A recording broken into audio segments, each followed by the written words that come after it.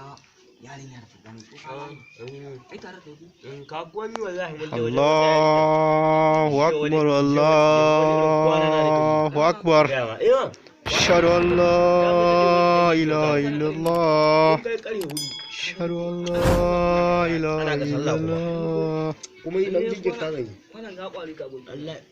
assalamu alaikum amin alaikum salam kai ku dire ba barka ya kake da rama kai tashi ya kofi maharal ana sallah kuna kwana wallahi wurin ya guda ne tashi ku sallah lema